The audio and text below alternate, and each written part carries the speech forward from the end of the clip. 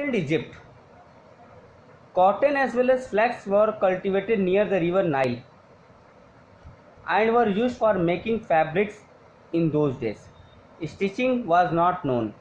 People simply draped the fabrics around different parts of their body. मतलब प्राचीन समय में कॉटन के साथ साथ फ्लैक्स को कल्टीवेट किया जाता था नील नदी के किनारे. Were use for making fabrics, किसके लिए? फैब्रिक्स बनाने के लिए. उस समय लोगों को स्टिचिंग करना नहीं आता था. वो simply drape the fabrics around and different parts of the body, अपने शरीर के विभिन्न भागों में इसका यूज़ कर लिया करते थे. Many different ways of draping fabrics were used. With the invention of the sewing needle, people started stitching fabrics to make clothes. Stitched clothes have gone through many variations since these inventions.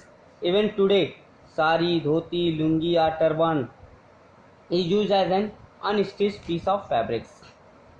There are many different ways of draping fabrics were used. बाद में क्या हुआ? अलग तरीके से हम लोग ने फैब्रिक्स का यूज़ करना शुरू कर दिया था. जैसे जैसे इन्वेंशन शुरू हुआ सीविंग नीडल का, people started stitching fabric to make clothes. उससे लोगों ने फैब्रिक से द्वारा कपड़े बनाना स्टार्ट कर दिया. सिले सिलाए कपड़े through many variations since this inventions even today. और धीरे धीरे सिले सिलाए कपड़े बदलते हुए आज के टाइम में साड़ी, धोती, लुंगी और टर्बन में इसमें चले गए. Is use an unstitched piece of fabrics. ये ऐसे सब्सटेंस है जो बिना स्टिच किए हुए रह गए. Fabrics visit a nearby cloth shop, collect cuttings of different fabrics, feel and touch each piece of fabrics. Now try to label some of the fabrics as cotton, silk, wool और synthetic. After asking for him help from the shopkeeper, क्या करना है? एक किसी कपड़े की दुकान पे जाओ और वहाँ पे बहुत सारे कपड़े पड़े होंगे, उसको टच करके देखो. तुम्हें देखने में पता चलेगा कि ये जो कपड़े हैं सारे कुछ अलग अलग तरह के, कोई कॉटन का है, कोई सिल्क का है, कोई वूल का है और कुछ सिंथेटिक्स हैं. अब इनके बारे में अपने दुकानदार से पूछो कि ये कपड़े कौन से कॉटन है, कौन से सिल्क हैं. Do you wonder what this different fabrics are made of. ये तुम जान कर आश्चर्यचकित हो जाओगे कि what this fabrics are made of, ये फैब्रिक्स कैसे बने हैं. when you look at any fabric it seems a continuous piece. जब किसी भी फैब्रिक को तुम देखते हो तो लगता है कि ये लगातार चलने वाला कोई पीस है. नाउ अब लुक एट इट क्लोजली, अब उसको ध्यानपूर्वक देखो. व्हाट डू यू नोटिस, तो क्या महसूस करते हो? Select a piece of cotton fabric and trying to find a loose thread or yarn at one of the edges and pull it out.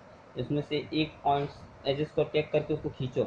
If no loose yarns are visible, तो आपको कोई loose yarn नहीं दिखाई दे रहा है, you can gently pull one out with a pin or a needle. अगर तुम्हें कोई निकलता हुआ धागा नहीं दिखा रहा है तो एक पिन की सहायता से उसमें से धागे को. We find that a fabric is made up of yarns arranged together. तो हम पाएंगे कि ये yarns को अरेंज करके एक साथ में उससे बनाया हुआ है. Take out a yarn from a piece of cotton fabric, place the piece of fabric on the table. Now press one end of the yarn with your thumb. Sketch the other end of the yarn along its length with your nails as shown in it. Do you find this at the end? The yarn split up into thin strands. कह रहा है कि आप क्या करो कि एक cotton fabric ले लो और उसको एक टेबल में रखो और उसके एक एंड को अपने थंब से दबा लो और दूसरे को अपने दूसरे वाले हाथ के नाखून से दबा लो. देखोगे क्या देखते हो कि वो यार्न कई स्प्लिट्स में, कई तारों में टूट जाएगा इन द थ्री से. यू माइट हैव ऑब्जर्व, तब तुम्हें महसूस होगा something similar when you try to thread a needle. Many a time the end of the thread is separated into few thin strands. You might have also something similar when you try to thread a needle. Many a time the end of the thread is separated into a few thin strands. This makes it difficult to pass the thread through the eye of the needle. The thin strands of threads that we see are made of still thinner strands called fibers. Fabrics are made up of yarns and yarns are further made up of fabrics. Means कहा गया कि जब हम फिर से उसको stand करेंगे तो हमको देखने को मिलेगा जो बहुत छोटे छोटे थ्रेड्स से मिलकर बने हुए हैं, और उसको जो हम अपने through the eyes of the needles की सहायता से हम उसको निकालने की कोशिश करें। स्टिल थिनर स्ट्रैंड्स का फेवर, जब हम देखते हैं ये और पतले हुए बना होता है तो उसको बोलते हैं फाइबर्स। कह रहा है fabrics are made of yarns and yarns are made of fibre. Fabrics yarn से बना होता है और yarns किससे बना होता है? Fibres, natural fibres.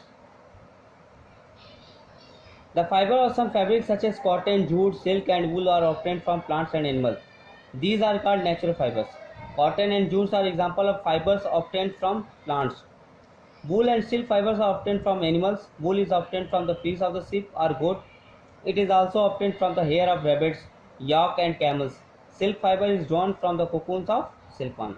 Means क्या कहा गया कि हम लोग जो फाइबर्स यूज करते हैं वो कॉटन का भी बन सकता है, जूट का भी, सिल्क का भी, वूल का भी, जो कि प्लांट्स और एनिमल दोनों से प्राप्त होते हैं।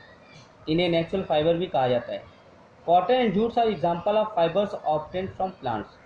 कॉटन और जूट्स क्या होता है?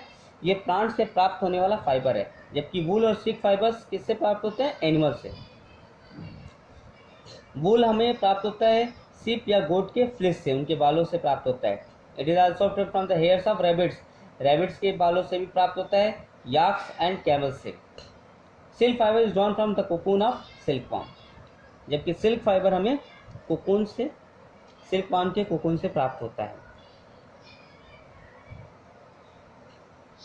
बेटा आगे हम लोग कल पढ़ेंगे, इतना को आप लोग रिपीट करके आएंगे, ठीक है? ओके।